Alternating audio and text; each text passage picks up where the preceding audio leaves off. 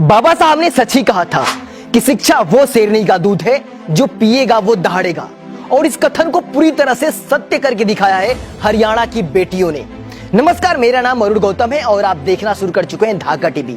आज की इस वीडियो में हम आपको एक ऐसे गांव की कहानी बताने जा रहे हैं जिस कहानी को जानने के बाद हर एक गांव को उस गांव से प्रेरणा लेनी चाहिए। जो लोग समाज में जाति, धर्म और लिंग के आधार पर भेदभाव करते हैं, उन लोगों को उस गांव से सीख लेनी चाहिए। आज हम आपको एक ऐसे गांव के बारे में बताने जा रहे हैं जिस गांव में संविधान लागू होने से पहले अगर कोई बेटी स्कूल चली जाए तो उसे धर्म के विरुद्ध माना जाता था। अगर कोई अपनी बेटी को पढ़ाना चाहे तो उसे भरी पंचायत में माफी मांगना पड़ता था। लड़कियों के पढ़ने पर इतनी पाबंदी थी कि अगर कोई बेटी पढ़ने की इच्छा भी जताए तो उसे भरे समाज में अपमानित किया जाता था। ये कहानी है हरियाणा के लुखी गांव की, जहां पर संविधान से पहले लड़कियों को पढ़ना बिल्कुल ही वर्जित था। अगर कोई लड़की पढ़ने की इच्छा भी जताती थी तो उसके माँ बाप को पंचायत में माफी मांगना पड़ता था। तभी उसी दौरान उस गांव में सोहनलाल यादव शहर से पढ़कर आते हैं और देखते हैं कि उनके गांव में हालत ऐसी है कि बेटियों को पढ़ाने पर पंचायत में माफी मांगना पड़ रहा है।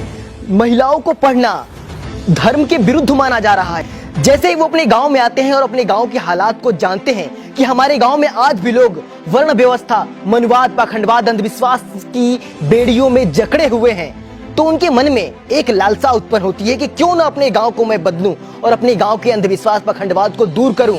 और उन्होंने ये बीड़ा उठाया कि जिस गांव में महिलाओं को पढ़ना धर्म के विरुद्ध माना जाता है, इस गांव में मैं महिलाओं को पढ़ाकर उस ऊंचाई तक ले जाऊंगा कि दुनिया एक दिन नाम करेगी। और सोहनलाल यादव ने बिल्कुल ही ऐसा ही किया। जिस गांव में महिलाओं को पढ़ना, बेटियों को पढ़ना अशुभ माना जाता था, धर्म के विरुद्ध माना जाता था, उसी गांव में सोहनलाल यादव ने महिलाओं के लिए पहला स्कूल खोला। लेकिन दुर्भाग्य से सोहनलाल यादव ने जो स्कूल खोला था, 4 सालों तक कोई भी लड़की उस स्कूल में पढ़ने नहीं गई और सभी लोगों ने उनका मजाक उड़ाया। सोचिए, धैर्य और सहनशीलता किसे कहते हैं। सोहनलाल यादव ने 4 साल तक स्कूल खोलकर इंतजार किया कि कोई पढ़ने आए, लेकिन 4 सालों तक उस स्कूल में कोई पढ़ने नहीं गया। इसे कहते हैं धैर्य और सहनशीलता। उन्होंने 4 सालों तक इंतजार किया। बाद में उन्होंने अपने घर की ही लड़कियों को पढ़ाना शुरू किया और धीरे धीरे ये देखते देखते गांव का एक बहुत ही बड़ा जमावड़ा उस स्कूल में आकर शामिल हो गया। ये तो थी कल की बात, लेकिन सोहनलाल यादव के अथक प्रयास से आज उस गांव की हालत ऐसी हो गई है जिसका डंका पूरी दुनिया में बज रहा है। सोहनलाल यादव ने जो सपना देखा था समता मूलक समाज बनाने का, सोहनलाल यादव ने जो सपना देखा था अपने गांव की लड़कियों को शिक्षा देने का, वो सपना बिल्कुल ही सत्य हो चुका है। हरियाणा का वो लुखी गांव जहां पर महिलाओं को पढ़ना धर्म के विरुद्ध माना जाता था, आज उस गांव की संख्या 4000 है।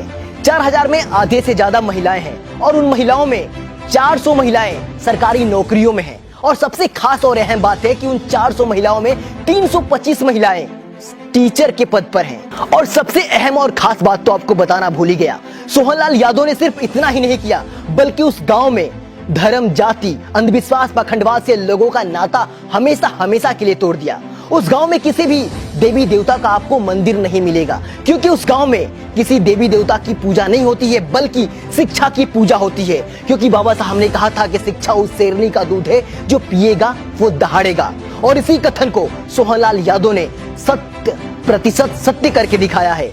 उस गांव में किसी भी देवी देवता का आज मंदिर नहीं है, वहां पे सिर्फ और सिर्फ शिक्षा की पूजा होती है। और यही कारण है कि हर साल जब भी हरियाणा राज्य में टीचर की वैकेंसी आती है तो उस गांव की 1-2 लड़कियां जरूर सिलेक्ट होती हैं। वैसे तो इस गांव की बहुत सारी विशेषताएं हैं, अगर मैं विशेषताएं गिनाने लगूं तो बहुत सारे वक्त लग जाएंगे। इस गाँव की एक खास विशेषता ये भी है कि इस गाँव में कोई भी कार्य पंडा पुजारी के अनुमति से नहीं होता है और ना ही इनके शामिल करके होता है, बल्कि इस गांव में अगर कोई कार्यक्रम होता है तो उस गांव का, उस घर का ही कोई व्यक्ति जो बुजुर्ग होता है उन्हें ही पंडित की उपाधि दी जाती है और वही पंडित वाला कार्य का सारे रस्मों और रिवाज पूरा करते हैं। ऐसी अनेकों विशेषताएं उस गाँव में छुपी हुई है जो हम एक छोटे से वीडियो के माध्यम से आपको नहीं बता सकते। और हाँ, सबसे विशेष विशेषता तो मैं आपको बताना ही भूल गया, दहेज प्रथा हमारे समाज की सबसे बड़ी कुरीतियां है, लेकिन इस गाँव में सोहनलाल यादव के जमाने से दहेज प्रथा को पूरी तरह से मिटा दिया गया है। यहाँ पर किसी भी शादी समारोह में किसी भी प्रकार का 1 रुपए लेन देन नहीं किया जाता है। तो हरियाणा का लुखी गांव आपको कैसा लगा, कमेंट में अपनी राय हमें जरूर दें। और इस गांव की क्या विशेषता आपको सबसे विशेष लगी, ये भी हमें कमेंट में जरूर बताएंगे। मिलेंगे आपसे अगली वीडियो में, तब तक के लिए आपसे विदा लेते हैं। आप देख रहे थे ढाका टीवी और मैं था अरुण गौतम। हमारे साथ कैमरे पे हैं अचला सिंह।